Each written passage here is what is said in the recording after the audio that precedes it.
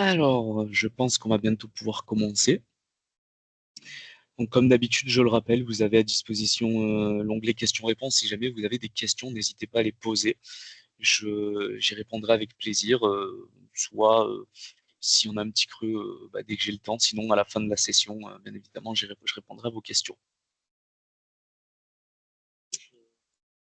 Hop, encore des personnes qui arrivent.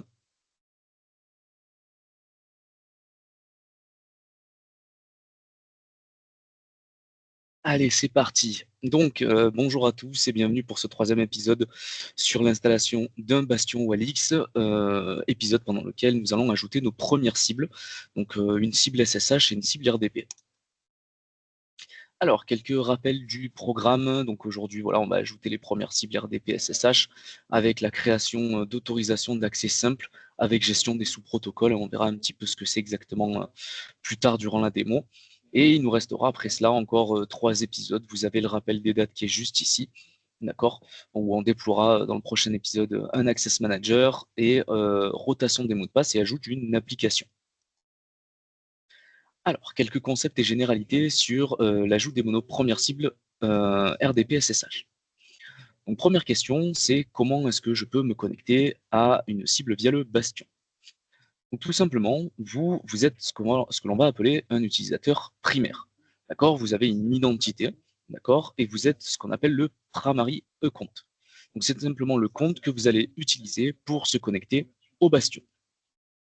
Cette connexion va s'appeler la Primary Connection et on va pouvoir se connecter au bastion de 3 façons différentes, en RDP, SSH et en HTTPS. À savoir que le RDP et le SSH, vous vous connectez sur l'IP du bastion et vous pouvez utiliser n'importe quel client RDP SSH que vous souhaitez, hein. Vous pouvez très bien continuer à utiliser vos clients RDP SSH que vous avez l'habitude d'utiliser. Et pour le HTTPS, ça sera via un navigateur. Ensuite de ça, on va avoir le bastion qui va initier une deuxième connexion. D'accord? Cette connexion s'appelle la secondary connection. D'accord? Et cette connexion secondaire va être tout simplement euh, établi en utilisant le protocole de la cible. Donc, ça peut être du RDP, du SSH, du VNC, du RoTCP/IP, du Telnet, du Airlogin. Ce sont les protocoles pris en charge par le Bastion. D'accord? Et le Bastion, pour tout simplement établir cette connexion secondaire, va se baser sur l'autorisation. Et l'autorisation, c'est ce qu'on va mettre tout à l'heure en application dans la démonstration. C'est tout simplement le fait de dire qu'un groupe d'utilisateurs peut se connecter à un groupe de cibles. D'accord? Le bastion, pour effectuer cette connexion secondaire, je le rappelle, hein, vous avez utilisé votre compte avec votre identité pour vous connecter au bastion, et le bastion, pour se connecter à la cible, avec la connexion secondaire, va utiliser ce qu'on appelle tout simplement un target account. Donc, on le verra juste après, il existe plusieurs types de connexions, mais ce qu'il faut bien retenir, c'est que c'est le bastion qui va utiliser une identité, d'accord, qui n'est pas forcément la même que l'identité de la primary connection, pour pouvoir se connecter aux cibles. D'accord. L'avantage, c'est que du coup, vos utilisateurs qui utilisent des comptes primaires n'auront pas besoin de connaître les identifiants et mots de passe de vos comptes à privilège sur vos différents serveurs. Et à l'intérieur de, bien évidemment, cette secondary connection, on va avoir l'application de policy de sécurité, d'accord, qui vont nous permettre de contrôler tout simplement, et bien, dans le cas du flux SSH, toutes les commandes qui vont être envoyées, par exemple, on va pouvoir faire de la reconnaissance de commandes et les bloquer. Et exactement pareil pour une connexion RDP, hein, par exemple, où on va pouvoir contrôler un petit peu aussi les processus qui sont lancés, etc. Et on va pouvoir établir des règles de sécurité sur tout cela. Alors, je vous ai parlé de différentes méthodes de connexion. Donc, je le rappelle, hein, connexion primaire avec votre compte et votre propre identité, et ensuite une connexion secondaire. Et cette connexion secondaire, il en existe 3 types. La première, c'est ce qu'on appelle la méthode account. Tout simplement, je le rappelle, hein, connexion primaire avec votre compte à vous et connexion secondaire que le bastion va initier vers la cible en utilisant un target account. Donc un compte qui appartient à cette cible, qui n'est pas du tout la même identité que la primary account. Le deuxième, c'est le count mapping. Tout simplement, vous utilisez votre compte avec votre identité pour vous connecter au bastion, mais le bastion va réutiliser vos identifiants pour se connecter à la cible. Donc ça, c'est ce qu'on appelle de l'account mapping. C'est quelque chose de très utile, notamment lorsque l'on utilise des comptes AD pour se connecter au bastion et que ces comptes AD sont aussi utilisés pour se connecter à vos serveurs. Troisième type de connexion, c'est l'interactive login. Donc l'interactive login, qu'est-ce que c'est? Tout simplement, comme d'habitude, hein, comme les deux types de connexions précédentes, on va réutiliser le primary account pour se connecter au bastion. Et ensuite de ça, le bastion va donner la possibilité à l'utilisateur de rentrer de manière interactive le login et le mot de passe pour se connecter à la cible. Voilà les différents types de méthodes de connexion. Et ensuite, on va avoir une dernière petite spécificité qui est assez importante à maîtriser, c'est la différence entre un domaine local et un domaine global. Alors, à savoir que vous pouvez avoir sur chacun de vos devices, donc des devices, des applications et des serveurs, etc., vous avez ce que l'on appelle des comptes locaux. Donc les comptes locaux, c'est tout simplement un regroupement de comptes qui sont locaux à la machine, c'est-à-dire que on peut très bien avoir un compte qui est local au device 1 et le compte local à l'application 1 sera différent. Donc on a deux local domains qui appartiennent chacun d'eux au device 1 et à l'application 1. On peut avoir plusieurs local domains sur un device et une application également. Et il est d'ailleurs conseillé pour chaque compte de mettre un local domain différent. Pour la simple et bonne raison que c'est sur le local domain qu'on va se baser pour pouvoir mettre en place de la rotation de mot de passe qu'on verra dans un prochain webinaire. Donc, un local domain avec un compte qui est spécifique au device, à l'application, à la machine, au serveur, etc. Et ensuite, on a la notion de global domain. La notion de global domain, tout simplement, pour faire assez simple, c'est un compte qui appartient à un domaine global, donc un compte global. Et ce compte global, on va pouvoir tout simplement le réutiliser sur plusieurs devices, plusieurs applications. D'accord? Donc globalement, par exemple, avec un Active Directory, euh, vous avez plusieurs serveurs, d'accord, qui sont reliés à cet Active Directory. Et avec le même compte Active Directory, vous pouvez vous connecter sur tous les serveurs. Et donc, du coup, à ce moment-là, on viendra créer un global domain. Les étapes de configuration pour pouvoir se connecter à nos différentes cibles. La première, ça va être d'ajouter les cibles. Lorsque l'on va ajouter une cible, bien évidemment, il nous faut l'IP de la cible ou le FQDN, hein, si on a bien paramétré notre bastion avec notamment un serveur DNS qui est capable de résoudre ce FQDN. Et il faudra également définir le service, donc tout simplement définir quel est le protocole d'écoute pour la cible que l'on souhaite ajouter. La deuxième étape, ça va être d'ajouter les target accounts, donc les comptes des cibles. Donc il faut bien évidemment le login et le mot de passe du compte cible et choisir si l'on va créer un local domain ou un global domain. La troisième étape, qui est la plus importante, qui va être de définir qui a le droit à quoi et comment. Dans un bastion, vous allez le voir, hein, c'est le but de ces webinaires, c'est de montrer que finalement la configuration d'un bastion, ce n'est pas du tout quelque chose de compliqué.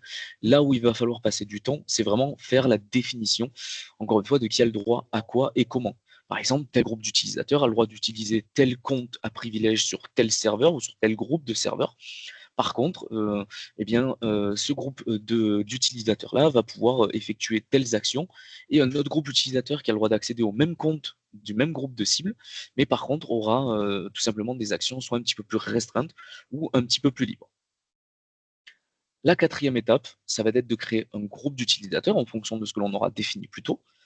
Une fois qu'on a créé notre groupe d'utilisateurs, on viendra créer notre groupe de cible, d'accord? Et une fois que l'on a fini tout ça, on va pouvoir créer notre autorisation. Et je vous propose pour ça de passer à la démonstration.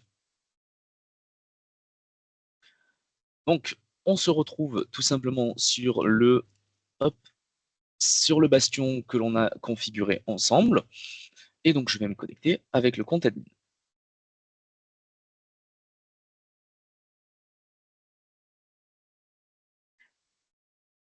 Hop. Alors, voilà, super. Alors, la première chose que l'on va faire, je le rappelle, dans nos étapes, la première étape, c'était d'ajouter une cible.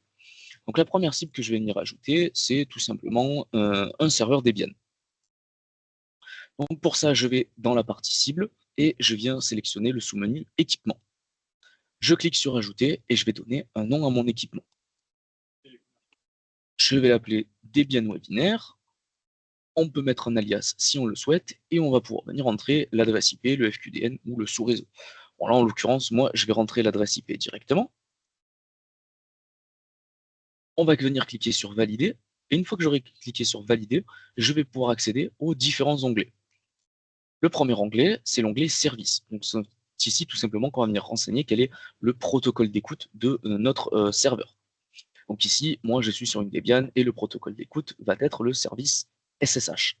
Donc vous, si vous définissez un nom de service, puisque on le verra, hein, on peut mettre plusieurs services sur le même port d'écoute, mais avec des politiques de connexion, comme vous le voyez ici, qui sont différentes.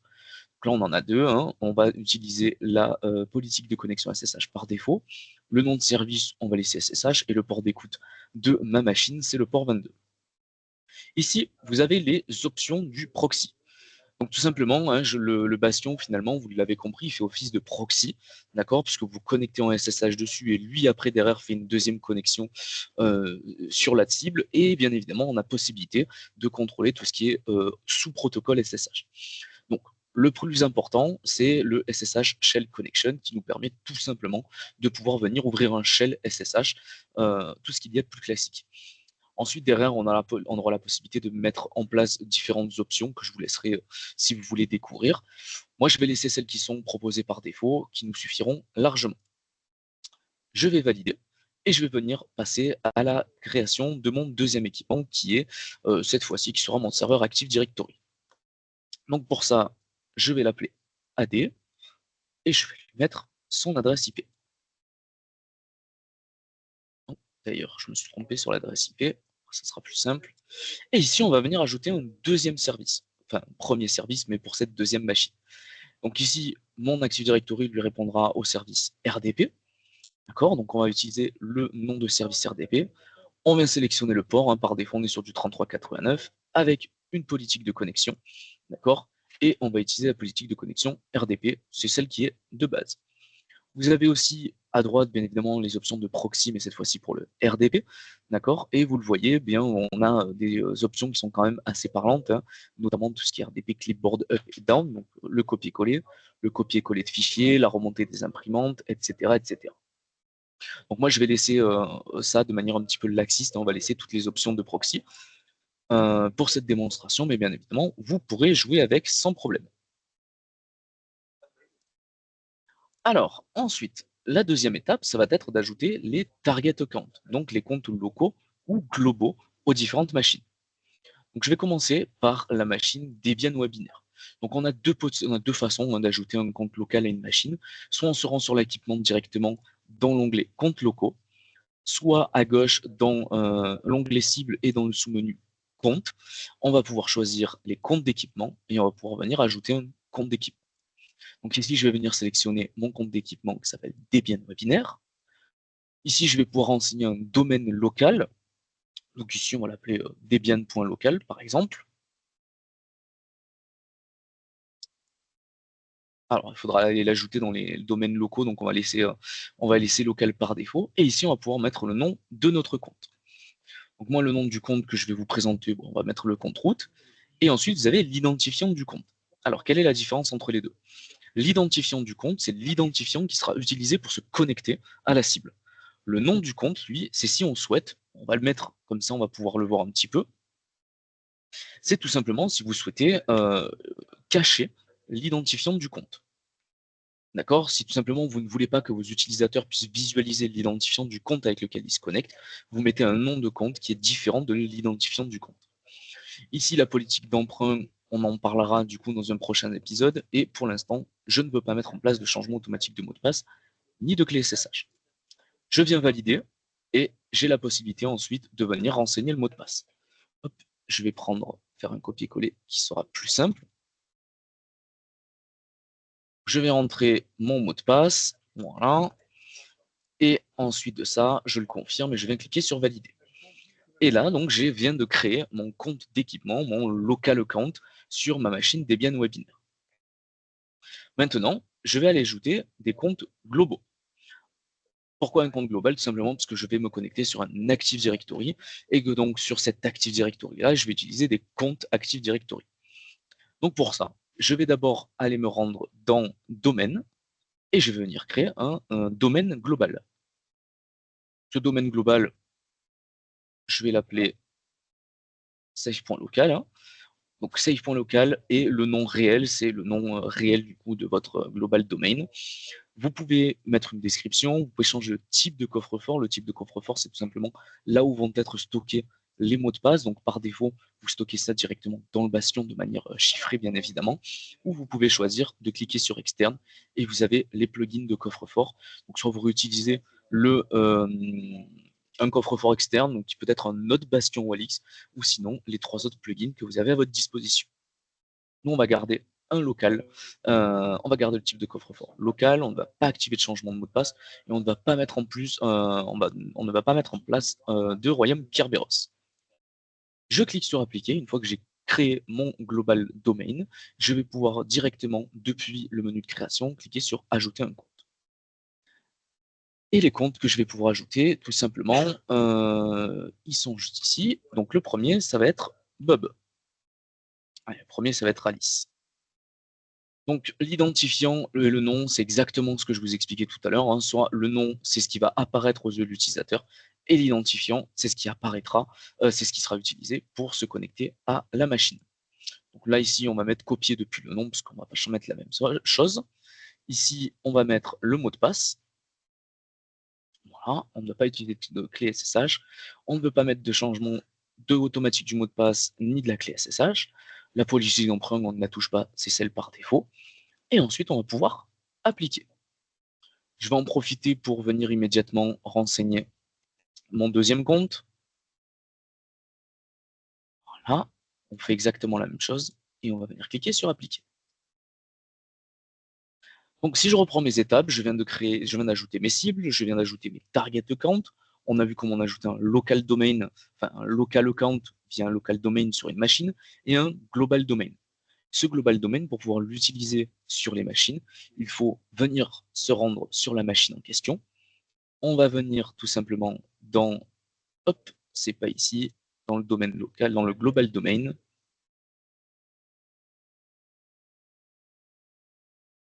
Hop, compte, je vais y arriver, excusez-moi. Compte globaux. Et ici, je vais venir sélectionner mon équipement, d'accord, sur le service RDP. Alors, on devait accepter. Ouais, ouais, c'est bien ce que j'ai fait.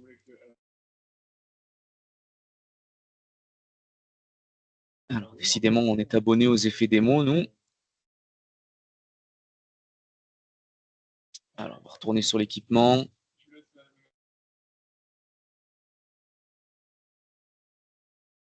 Voilà. Donc, sur l'équipement, voilà ce qui nous manquait, c'est d'ajouter le domaine global sur le service de l'équipement. Et ensuite, si on retourne dans les comptes globaux, on pourra ajouter nos équipements et services RDP associés à nos 2 comptes globaux. Voilà. Et donc là, on est bon. Donc la prochaine étape, ça va être de définir qui a le droit à quoi et comment. Bon, nous, pour la partie webinaire, on va simplifier un petit peu tout ça, hein. Tout simplement, Alice et Bob, qui sont aussi mes utilisateurs au niveau du bastion, puisque je le rappelle, hein, on a mis en place la remontée, on a mis en place le mapping de compte RDP sur le bastion lors de notre précédent épisode. On va venir maintenant créer un groupe d'utilisateurs. Ce groupe d'utilisateurs, pareil, hein, on l'avait déjà créé, mais je le rappelle dans les étapes, c'est important. On a nos utilisateurs webinaires qui sont juste ici, et je le rappelle à la petite correspondance qu'on avait fait avec notre Active Directory. Et ensuite, on va venir créer un groupe de cibles.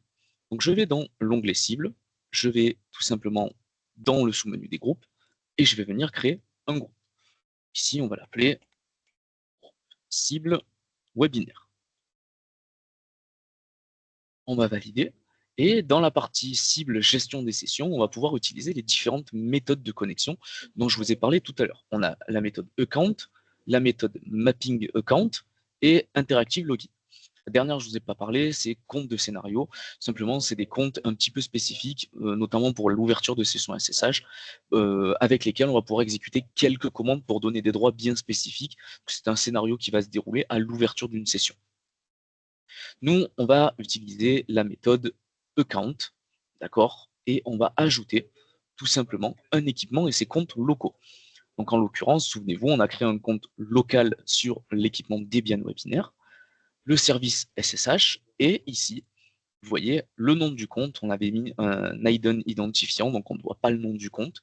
On va venir cliquer sur Ajouter et fermer. Hop, on va refaire la même chose, cette fois-ci, pour un équipement et ses comptes globaux, puisque cette fois-ci, on va venir ajouter notre équipement Active Directory, et on va pouvoir venir sélectionner les deux comptes globaux rattachés à cet équipement, cliquer sur Ajouter et fermer.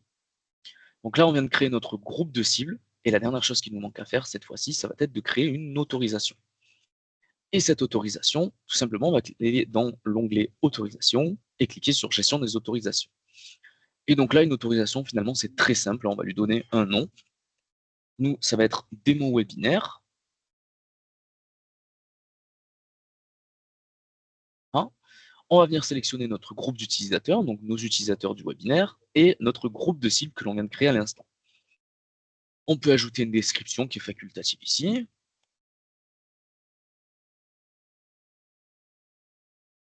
Et ensuite, on a les méthodes le mode d'autorisation. Donc le mode d'autorisation, qu'est-ce que c'est? Donc premièrement, le premier, ça va nous permettre de donner accès aux utilisateurs aux différentes sessions qui font partie du groupe de cible. Le deuxième, c'est les secrets, donc on va pouvoir donner la visualisation des différents secrets aux utilisateurs. Et la dernière, bon, c'est la combinaison des deux. Et ici, on va pouvoir de nouveau aussi paramétrer les protocoles et sous-protocoles. Donc nous, en l'occurrence ici, on a du RDP, donc je mets tous les sous-protocoles RDP par défaut. Et je vais mettre la même chose pour la partie SSH. Alors là, vous le voyez, SSH, j'ai mis un petit peu plus de sous-protocoles que ce qu'on avait défini tout à l'heure dans le service SSH associé à Debian Webinaire. Tout simplement, le bastion va se baser sur la sélection la plus fine. Donc ici, même si j'ai mis plus de sous-protocoles, tout simplement au niveau de la session, au niveau pardon, du service SSH, et bien du coup, étant donné que dans le service SSH, il y en a moins qui sont sélectionnés, on va se baser sur celui-ci. On va pouvoir cliquer sur l'enregistrement de session si tout simplement on souhaite enregistrer la session de manière vidéo pour la partie RDP et avoir une retranscription textuelle pour les protocoles Shell. Également activer l'invitation à la session. Alors je vais l'activer et on découvrira à quoi ça va nous servir tout simplement dans le prochain webinaire. Et ensuite, on aura la cible critique. Donc simplement, cible critique, ça permet de mettre un petit tag sur nos cibles, sur notre groupe de cibles qui fait partie de cette autorisation. Et ça va nous permettre de recevoir des petites informations en plus, notamment au niveau des notifications par email. Je ne vais pas le mettre et on l'activera lors d'un prochain épisode lorsque cela nous sera utile. Je viens cliquer sur valider, j'ai la création de mon autorisation qui est en cours, et une fois que ce sera créé, on aura la possibilité de se connecter. Voilà. Donc si je retourne dans la gestion de mes autorisations, je vois mon autorisation, son nom, groupe d'utilisateurs, groupe de cible et quelques petits rappels ici qui sont disponibles. Allez, je vais commencer par me connecter en SSH du coup. Donc ici, j'utilise par exemple le CMD de Windows si vous avez activé la partie SSH. Et je vais utiliser le compte Alice, d'accord? Pour rappel, Alice qui est l'un de nos utilisateurs que l'on a mappé et qui fait partie du groupe d'utilisateurs qui est autorisé à utiliser une autorisation. Arrobase l'adresse IP de mon bastion. Ici, on vient accepter simplement le certificat du bastion et on vient rentrer le mot de passe. Alors, hop, petite faute de frappe, on va recommencer. Voilà.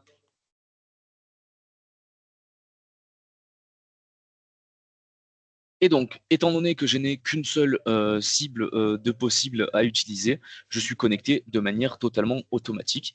Et donc là, vous le voyez, hein, ici, si je fais un Who am I, je suis bien l'utilisateur root, c'est bien le compte que j'ai ajouté tout à l'heure. Et donc là, je peux effectuer des commandes. Hop, un petit hello world, c'était préparé juste pour vous. Voilà, et on a un hello world à l'intérieur. Donc, et je peux me naviguer à l'intérieur de mon système. Voilà, hop, enfin bref, je pense que vous avez un petit peu compris. Et donc là, je suis connecté en SSH sur ma machine en passant au travers du bastion. Et vous le voyez, moi en tant qu'utilisateur, eh bien, je me suis connecté en tant que route, mais je n'ai pas rentré l'identifiant et je n'ai pas rentré le mot de passe non plus. Ce qui ça est très important parce que c'est le but même du bastion. Et tout ce que je fais autour de cette session, finalement, est enregistré puisque j'ai activé l'enregistrement de session. Donc ici, si je fais un exit de manière propre, je suis déconnecté et je retourne de nouveau sur mon CMD Windows. On va faire la même chose, mais cette fois-ci pour la partie RDP. Donc hop, je vais me connecter à l'adresse IP du bastion, petite faute de frappe. Je me connecte à l'adresse IP du bastion, j'accepte le certificat. C'est mis sur le deuxième écran, juste ici. Et donc là, vous êtes connecté à la partie proxy RDP du bastion. Je vais pouvoir rentrer mon identifiant. Je vais pouvoir rentrer également le mot de passe. Et là, de la même façon que ce qu'on a vu tout à l'heure, étant donné que je ne vais avoir qu'une seule autorisation de disponible, je vais être connecté automatiquement. Et on va voir que on a les deux, effectivement, puisqu'on a Alice et Bob, on a rajouté les deux comptes, donc on en a deux, et on arrive sur le sélecteur. Donc le sélecteur, vous le voyez, je peux choisir entre les... Je peux mettre ici tout simplement un petit filtre. Bon, là, on n'a que des autorisations qui s'appellent démo webinaire, et on a nos différentes cibles. Les différentes cibles, comment on le lit? Parce que c'est vrai que c'est un petit peu barbare. Donc, ici, on a le nom du compte que l'on va utiliser pour se connecter à notre machine. On va avoir le nom du global domain, puisque je le rappelle, hein, ce sont des global accounts, arrobase, le nom de la machine, donc le nom de l'équipement, deux points, le service. On peut venir effectuer un filtre ici aussi, d'accord? Et pareil pour la partie protocole qui est juste à droite. Alors moi, je vais utiliser Alice. Vous avez un petit disclaimer qui vous informe que tout ce que je vais faire voilà, est susceptible d'être enregistré hein, conformément au RGPD. D'accord. Si j'accepte, eh bien, je peux me connecter. Si je refuse, je ne peux pas me connecter. Je vais cliquer sur accepter et là, on va tomber sur une erreur sur laquelle vous devrez normalement tous tomber la première fois que vous créerez votre première connexion RDP. On vous dit qu'il y a un échec d'authentification Kerberos et que NTLM n'est pas autorisé. Et donc ça, c'est quelque chose de totalement normal. Si je vais dans la partie gestion de connexion, gestion des sessions et dans politique de connexion, d'accord? Souvenez-vous, lorsque l'on a ajouté notre service RDP, on est venu utiliser la politique de connexion RDP qui est celle par défaut. Alors, je vais venir dépliquer ce qui est la bonne pratique. Hein. RDP Modify. Je vais venir dupliquer la politique de connexion RDP qui est celle par défaut et je viens la modifier. Le mieux, c'est vraiment la bonne pratique de faire ça et on va travailler sur cette politique que l'on a modifiée.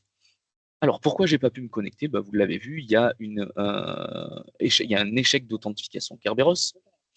Et lorsque l'on descend et que l'on va dans la partie RDP, Walix, par défaut, hein, a fait un petit peu d'hardening sur cette politique de connexion. Et par défaut, on est obligé d'utiliser Kerberos. Donc pour contourner, si on n'a pas mis en place de Kerberos, on a tout simplement besoin de venir autoriser ici le NLA NTLM Fallback, qui nous permettra tout simplement de se connecter en utilisant NTLM. On vient sauvegarder, hop, on va venir se déconnecter et se reconnecter pour que le changement soit pris en compte.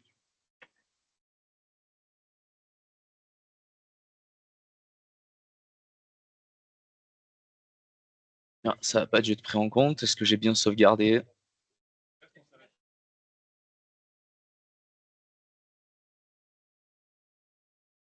Oui. Ah, voilà. Donc on est bon. Est-ce qu'il va nous refaire la même erreur? Et si c'est ça, c'est pas grave. On va faire autre chose. Hop, on va voilà, désactiver Kerberos.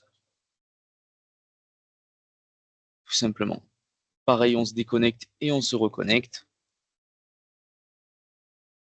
pour que hop, ce soit pris en compte. Et là, normalement, toujours pas, décidément. Ah ben oui, petit oubli de ma part, autant pour moi, on vient de créer une nouvelle politique de connexion que l'on vient de modifier. Il faut bien évidemment aller appliquer cette politique de connexion dans notre équipement. Donc je vais sur l'équipement, je vais dans les services, dans mon service RDP, et je vais aller modifier la politique de connexion. Et je vais utiliser celle que je viens de modifier, RDP Modify. Je clique sur valider, hop, là pareil, encore une fois, on se déconnecte.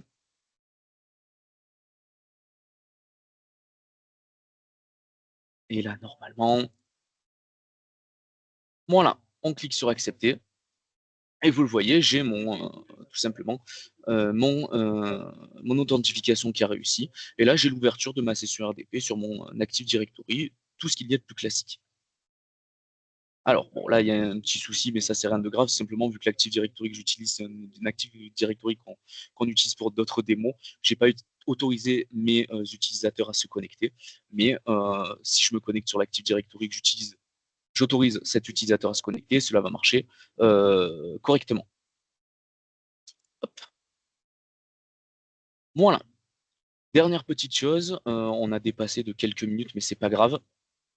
Ce que je veux vous montrer, c'est la partie audit. Si je vais dans l'historique des sessions, j'ai tout simplement le replay des différentes sessions que j'ai effectuées. Donc là, par exemple, vous vous souvenez de notre session SSH. Si je clique sur la petite loupe, je vais pouvoir visualiser de manière en vidéo tout ce qui s'est passé, d'accord, au travers de cette session SSH. J'ai également la transcription écrite, d'accord, de toutes les commandes et de tous les retours de commandes qui ont été passés. Et j'ai les métadonnées de session, d'accord, qui nous expliquent tout simplement que la session a été établie, tous les keyboard input, hein, donc tout ce qui a été rentré au clavier, et également la fin de session. Voilà. Hop, on va revenir. Je vais couper le partage. Alors, est-ce qu'il y a des questions? Alors, dans l'exemple de la démo, lorsqu'un utilisateur se connecte en RDP sur le Bastion, pourquoi lui propose-t-on des connexions pour d'autres utilisateurs? Alors, très bonne question. C'est tout simplement parce que moi, je vais repartager mon écran pour le montrer. Tout simplement parce que dans le groupe de cibles que j'ai ajouté dans mon autorisation, je remonte l'autorisation, j'ai autorisé mon groupe de cibles user webinaire qui contient Alice et Bob à se connecter sur le groupe de cibles que j'ai créé. Et dans ce groupe de cibles-là, si je retourne dessus, dans la méthode account, j'ai à l'intérieur de ce groupe de cibles autorisé le compte Alice du domaine safe.local à se connecter à l'AD avec le service RDP et pareil pour Bob. Bien évidemment, là, c'est un exemple de démo. En production, il faudra bien évidemment rendre tout ça de manière un petit peu plus sécurisée et mettre uniquement les comptes dont chaque utilisateur primaire aura besoin.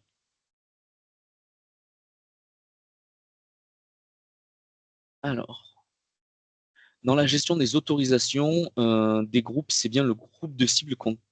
Dans la gestion des autorisations, dans le groupe, c'est bien le groupe de cible. Oui, dans la gestion des autorisations, ici, le groupe de cible, c'est bien le groupe de cible que j'ai créé dans la partie cible juste ici. Et le groupe utilisateur, c'est le groupe utilisateur que l'on a créé lors de notre précédent épisode. Alors, est-ce qu'on en a d'autres petites questions? Non, j'ai pas l'impression. Je pense que je peux arrêter mon partage. Si jamais vous avez d'autres questions, n'hésitez pas à les poser dans le question-réponse et je vous mettrai un petit message pour y répondre. En attendant, je vous remercie d'avoir participé à ce 3e épisode sur la mise en place de nos premières connexions RDP et SSH et je vous souhaite une bonne fin de journée à tous. Au revoir et merci d'avoir été présent.